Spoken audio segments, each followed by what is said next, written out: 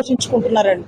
ఈరోజు టీడీపీ ప్రభుత్వంలో అవినీతి ఆరోపణలు ఎదుర్కొంటున్నారు. అయినా మా నాయకుడు నిజాయితీ పరుడు, మా చంద్రన్నకి మచ్చేంటి అంటున్న తెలుగుదేశం కార్యకర్తలు. కానీ మా నాయకుడు దశాబ్ద కాలం నుంచి కష్టపడుతూనే ఉన్నాడండి. ఈ రోజుకి కూడా ఇవాళ రోజు నామినేషన్ జరుగుతుందంటే మా అందరికి నిజంగా కన్నీటి పర్యంతం అయిపోతుందండి. ఇక ఆయన అధ్యక్ష అని అసెంబ్లీలోకి వెళ్ళగలుగుతాడు.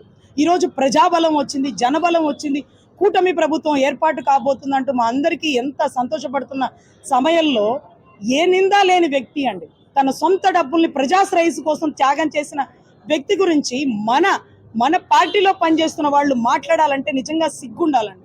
తన సొంత డబ్బుని పార్టీ కోసం, తన సొంత బిడ్డల డిపాజిట్లని పార్టీ ఆఫీస్ కోసం ఏమార్చి ఈరోజు జనంలోనే అంటే ఓడిపోయినా కూడా జనాన్ని పక్కన పెట్టకుండా నిలబడి చేస్తున్న మా నాయకుడు మొట్టమొదటిసారిగా ఈరోజు గొప్పగా నామినేషన్ వేయబోతున్నాడు, అసెంబ్లీలో అడుగు పెడుతున్నాడు అనే దృఢమైన నమ్మకంతో ఉన్నాం.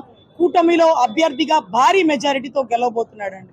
ఈ రకంగా వైసీపీ వైఫల్యంతో పాటు ఇక్కడ ఉండే సుజనా చౌదరి గారి కెపాసిటీ, ఆయన చేయగల పనులు, ఆయన గురించి మీరు తెలుసుకోవాల్సినటువంటి పరిస్థితి ఉందండి.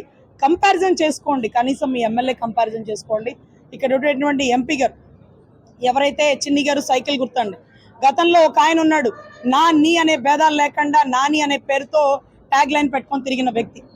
ఈరోజు ఎక్కడ అవకాశం ఉంటే అక్కడ గోడలు దూకి జంప్ అయిపోతున్న పరిస్థితి. ప్రజారాజ్యం పార్టీలో కూడా ఉన్నాడండి. పార్టీ కొంచెం ఎదుగుతున్నప్పుడు నిందలు వేసేసి, అనుమానాలు ఆరోపణలు చేసేసి బయటికి వెళ్ళిపోయిన వ్యక్తి. అంటే గోడచాటు పిల్లిలాగా మాకు బాగా గుర్తండి ప్రజారాజ్యంలో. మళ్ళీ అదే రకంగా పార్టీ ఎదుగుతున్న మూమెంట్లో, పార్టీ కూటమి వస్తున్న టైంలో మళ్ళీ నిందలు వేసేసి, ఆరోపణలు చేసేసి మళ్ళీ ఇంకొక పార్టీలోకి జంప్ అయిపోయిన వ్యక్తి. ఇంకా నమ్మే పరిస్థితి అయితే ప్రజలకు లేదు.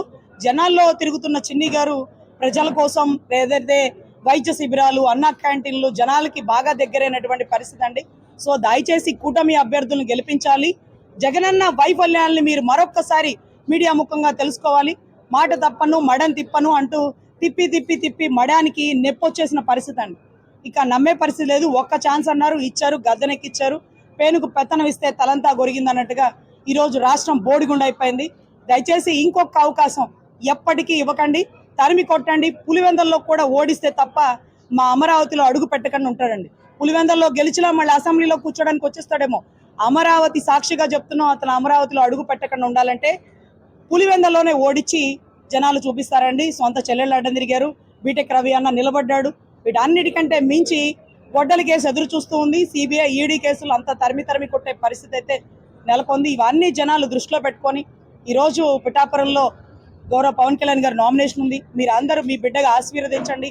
దశాబ్ద కాలం నుంచి తన కన్నీటితో, తన కష్టంతో, తన చెమటతో నడిపిస్తున్నటువంటి మా పార్టీ జెండాని చచ్చే చివరి వరకు కింద వేయను, కలపను, కలిసి పని చేస్తాము, కూటమిని గెలిపిస్తామని అంటున్నాను. మా అన్న ఆవేదన అర్థం చేసుకొని అదే రకంగా సుజనా చౌదరి గారిని, అదే రకంగా ఏదైతే చిన్ని గారిని గెలిపించాలని మనస్ఫూర్తిగా అభ్యర్థన.